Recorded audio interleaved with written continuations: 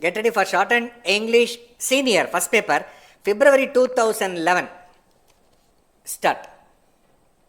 Mr.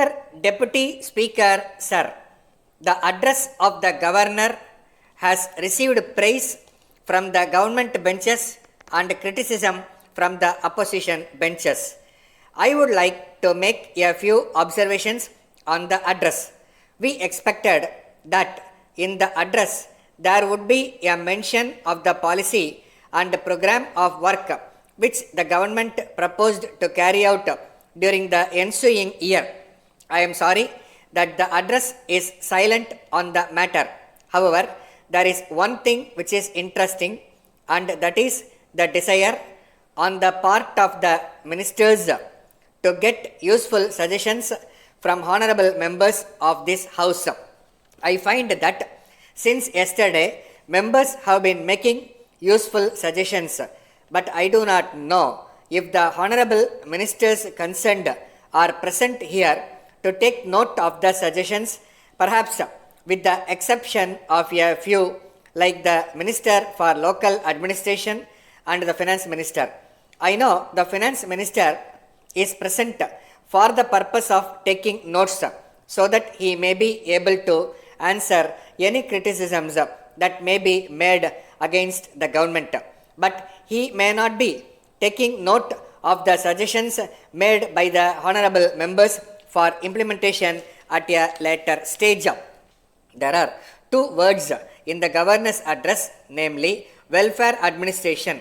Welfare administration means the existence of a welfare state. It is the desire of everyone that a democratic welfare state should be established.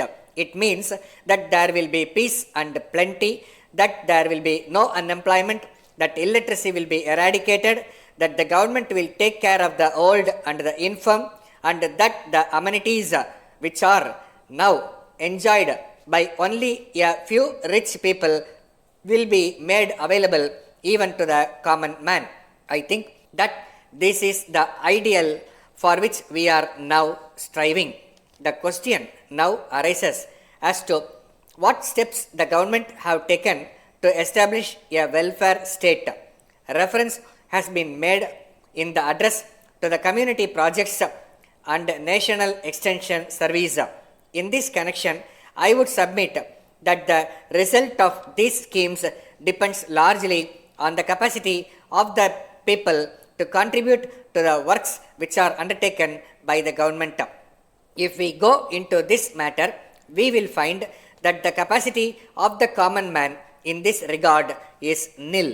So, if we are asked whether the schemes have been a success with reference to the common man, we can only say no. It is said that the advantage that may be gained by these schemes goes only to the richer classes of people, and that the common man is not able to get anything because he is not in a position to contribute money to the carrying out of the work under these schemes. Then I would suggest that the salvation of our country lies in the formation of cooperative units.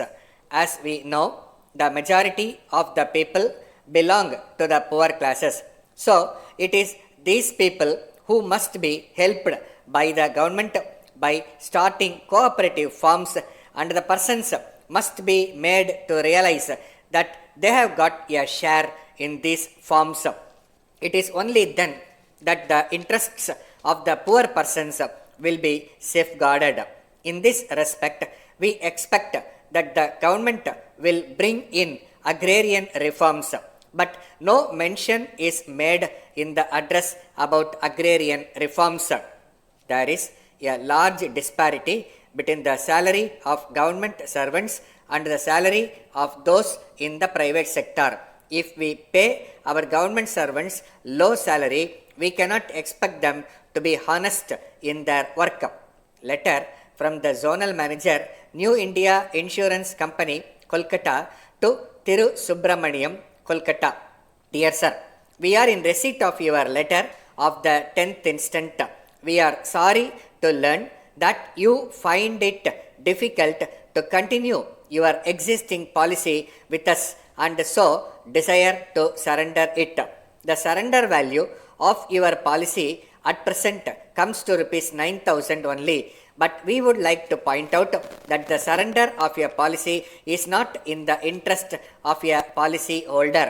As you will find from the figure quoted, the policy holder will get less than what he paid, and what is more, he deprives his dependents of the provision he made for them.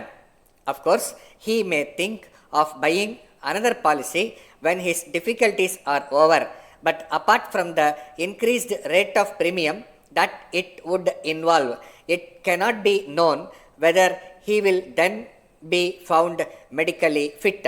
That is why we try to discourage it. We think that your difficulties are merely of a temporary nature.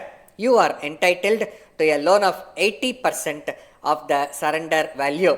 So, we suggest that you may keep the policy in force, taking advantage of a loan from the company. If you decide upon the course that we have suggested above, you may complete the enclosed loan application form and send it along with your policy to us. Yours faithfully. Stop.